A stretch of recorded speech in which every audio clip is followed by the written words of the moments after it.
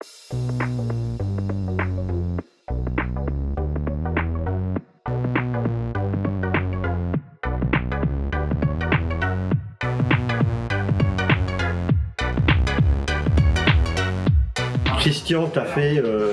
tu nous as fait tout à l'heure une présentation sur QO100, ouais.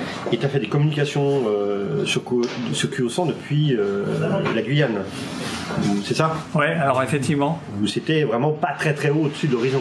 Effectivement, la Guyane, on a la chance avec la Guyane d'être encore dans le lobe, mais juste à la limite de couverture du satellite géostationnaire QO100 qui a été envoyé il y a un an, là, enfin un peu plus d'un an maintenant, oui, en novembre, et qui est ouvert au trafic depuis février.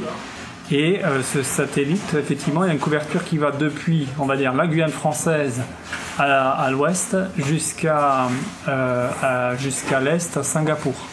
Et effectivement, sous la Guyane, à Kourou en tout cas, c'est, si je ne me trompe pas, si je me souviens bien, 2,3 degrés d'élévation.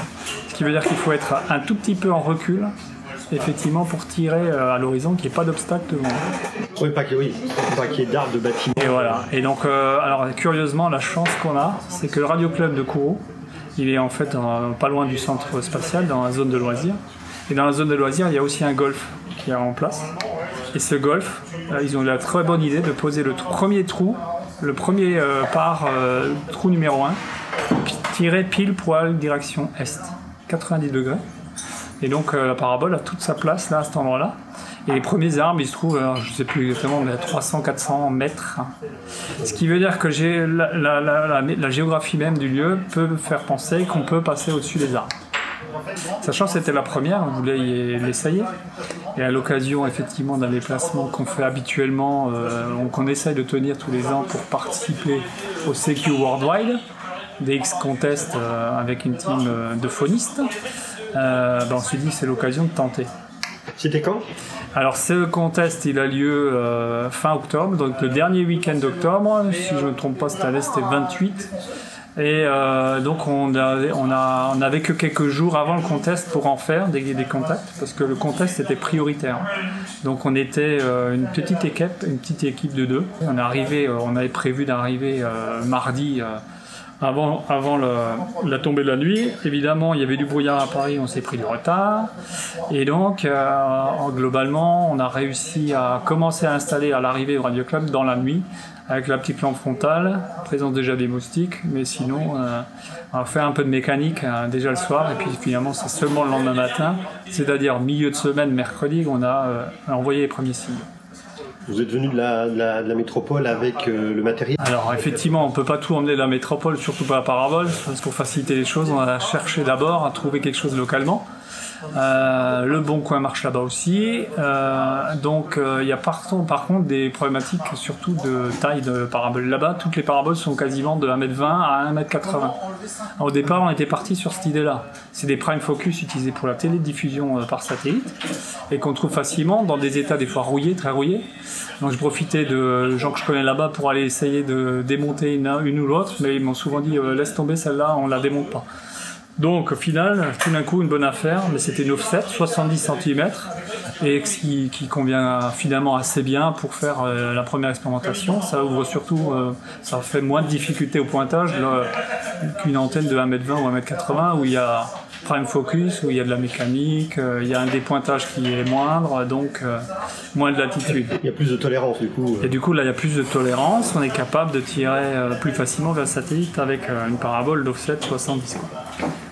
Voilà pour la complexité de la mise en œuvre. Alors on a effectivement emmené du matériel, en dehors de la parabole qu'on a trouvée sur place, on a emmené du matériel. On était 2 opérateurs avec 2 types d'équipements différents. Moi j'avais déjà constitué un petit émetteur monobloc, on va dire, mais complètement SDR, donc Software Defined Radio, c'est-à-dire finalement du hardware qui a besoin de l'informatique pour travailler et pour générer les signaux. Et donc c'est un petit équipement qui fait, c'est un petit boîtier de 150 mm sur 80 de large et 30 mm de haut. Et tout ça intégré, donc tu alimentes, tu branches tes 2 antennes, réception avec une tête simplement de réception LNB. Et puis une antenne d'émission effectivement pour le 2 Go 4 qui est attendue à l'entrée du satellite. C'était un truc fait maison Alors c'est d'abord du matériel acheté. Effectivement, c'est une association de matériel qu'on trouve pour fonctionner et faire fonctionner ce genre de matériel. C'est du matériel, donc un Lime SDR que j'ai mis en boîte. Le Lime SDR, c'est un équipement qui fait du SDR sur jusqu'à 3 Go 5. Il y a plusieurs versions. Celui-là, il est très compact et il fonctionne en USB exclusivement. Et il est full duplex, c'est-à-dire que tu reçois aussi bien que tu émets en simultané. Et donc ensuite un petit ampli de 20 dB qui amène du gain déjà, qui est associé à cet équipement, qui est un CN04-117 en ce qui concerne de cet équipement. C'est un petit ampli d'analog device. Suit après l'ampli, un petit ampli chinois qui rajoute une quinzaine de dB et qui amène le tout. Ces petits amplis qui existent sur le marché asiatique, qui sont notés sur la boîte 4 watts, mais qui en réalité n'en sortent que 2,5. Et ensuite, là, du coup, tu arrives déjà à sortir la chaîne complète au maxi de la puissance possible, 2,5 watts. Parce que 2,5 watts, ça suffit bien en Europe, mais l'expérience montre que, heureusement, on avait un deuxième équipement aussi avec nous, et qui a permis de voir la différence. Deuxième équipement qu'on a emmené, c'est une technologie classique analogique, et là c'est un module qui est un design de F6 BVA, Michel, qui a constitué un émetteur-récepteur, un up converter, on appelle ça up et down converter, 10 Go, 2 Go 4, et compact, très compact, qui rentre dans un boîtier, et qui a en plus, surtout, l'avantage d'amener de la puissance supplémentaire, et qui, lui, arrive à générer des signaux de 20 watts sur 2 Go 4.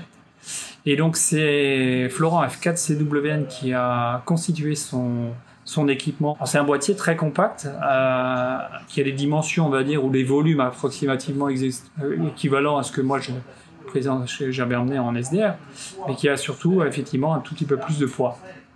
Que globalement, il y a plus de puissance, et un peu plus lourd. C'est-à-dire que sur une petite parabole de 70 cm commerce, il a fallu ensuite, au moment où il a fallu le mettre au foyer, puisque le tout est compact et très proche de l'émission, il effectivement, il a fallu qu'on le soutienne.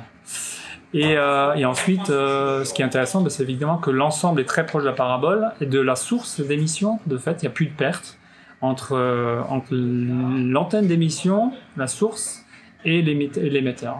Parce qu'à ces fréquences-là, rapidement, on a des pertes de transmission, des atténuations amenées par les liaisons, les coaxiaux qu'on peut avoir et les prises qu'on peut mettre en œuvre.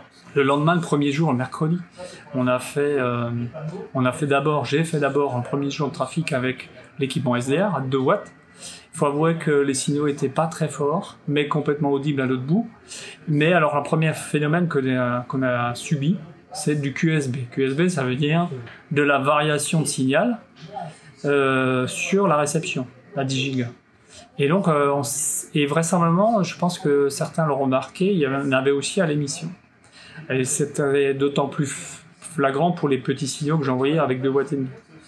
Alors il est vraisemblable, et on ne sait pas du tout si c'est un phénomène qui serait éventuellement lié à la géométrie, puisque si on se souvient bien, le satellite est très proche de l'horizon, ça veut dire que l'horizon est traversé de façon très longue, et donc peut-être qu'on a subi de fait quelque chose qui ressemble à une perturbation atmosphérique, je dirais ça comme ça, ou alors c'est tout bêtement des arbres de 30 mètres de haut qui sont au bout du parcours de golf dont je parlais, et qui finalement nous ont joué des tours avec la végétation qui balaye le faisceau et qui peut masquer, etc. Donc ça, c'est à lever la prochaine fois, si on a le temps, si on a une batterie, pourquoi pas, se mettre au bord de la plage, les pieds dans l'eau, pour faire le lever de doute. Mais effectivement, c'était la surprise. Même avec 2,5 watts, donc les contacts, il y a quand même des contacts qui ont été faits. Oui, alors première journée 2,5 watts, on a fait facilement les contacts. C'est surtout le correspondant qui avait peut-être plus de mal à entendre. Et à ce moment-là, on n'était peut-être pas encore au niveau de l'utilisation QO100 qu'on a aujourd'hui. C'est-à-dire que FY, c'était une première, c'était une contrée, un nouveau DXCC sur le satellite. Donc forcément, il fallait s'attendre à ce qu'il y ait du monde. Donc finalement, le contact ont été assez fluides. On a laissé tout le monde sur la même fréquence. Le but, c'était qu'on écoute... on répète l'indicatif tant que les gens appellent et tant qu'on est sûr qu'a priori il n'y a pas eu un blanc suffisant pour que notre indicatif ou l'indicatif de la station qui veut nous contacter soit passé pour que tout le monde comprenne que il y a un nouveau quelqu'un qui peut faire QS. Est-ce que vous avez contacté, que ce soit toi ou que ce soit ton collègue, quelqu'un qui est du côté de Singapour, justement, l'autre extrême? Non, c'était pas... À ce moment-là, il n'y avait pas de station très éloignée. La station la plus lointaine, c'est une station indienne. Ce qui est déjà sympathique, hein, de faire un QSO Amérique du Sud, Asie et l'Inde, c'était déjà pas mal. Singapour était active plus tard. Le premier QSO, je crois, j'en ai fait un il n'y a pas si longtemps que ça. Il y a 2-3 stations. Il y a maintenant un engouement avec un radio club qui est en train de faire des choses à Singapour. Et il y a aussi F5 Elite qui est Emmanuel qui a été à Singapour pour prendre contact avec les gens de là-bas et qui, a priori, je crois, pour des raisons professionnelles, est amené à y retourner. Par contre, les conditions là-bas aussi sont un peu compliquées a priori, puisque Singapour, c'est d'abord une ville très dense, avec des habitations et des tours. Et donc, il faut avoir accès à l'horizon, puisque là aussi, c'est 2 degrés, simplement dans l'autre sens, pointé vers l'ouest. Et donc les conditions atmosphériques et de chaleur aussi locales. Voilà, mais c'est toujours un challenge et les gens sont partants. Hein. Je veux dire, le radioamateur, il est... Je pense que maintenant qu'il y a eu, la prochaine fois, faire le truc, les 2 extrêmes pourrait être assez... Ça serait le challenge, je pense qu'on va essayer de l'organiser. Est-ce que tu as une anecdote L'anecdote, pourquoi pas. Ma fille qui a passé sa licence à 13 ans, il y a 3 ans maintenant, c'était un peu le challenge pour moi. C'était pas le DX en l'occurrence, c'était de faire la première FY via QO100 avec ma fille. Donc j'ai en fait fait en sorte que ma station, notre station à domicile soit prête et que je puisse faire le contact avec elle en première via QO100 le mercredi matin là-bas en Guyane avec elle qui était à Rixheim, donc à côté de Mulhouse. Et on l'a fait. C'était sympa. Ça, c'était une petite anecdote, un petit geste pour faire le premier QSO FY5KE, Foxcat Hotel Sierra Delta. Et donc en termes de couverture médiatique derrière? Alors effectivement, comme c'était une première, on s'est dit qu'un compte rendu pour illustrer nos déboires, puisqu'on a eu des déboires à l'aller aussi sur les avions et les machins, mais enfin raconter tout simplement notre expérience. Faire un petit compte rendu, c'est toujours sympa. On en a fait publier un effectivement volontiers dans Radio Ref, c'était en décembre 2019 et dans ce numéro-là. Et puis AMSAT DL aussi, qui a été mis en allemand forcément, publié dans le journal DL, le journal de l'AMSAT DL. Et la surprise, c'était qu'on était carrément en première page, en photo, pour illustrer cette première de la Guyane sur le satellite. Il faut dire que l'AMSAT, ils avaient un peu titillé en mettant FY5KE comme étant une limite de couverture déjà du satellite, donc je pense que c'était volontaire. Hein. Donc ils n'ont pas pour rien qu'ils avaient choisi d'illustrer une des stations qui pouvaient émettre sur le satellite.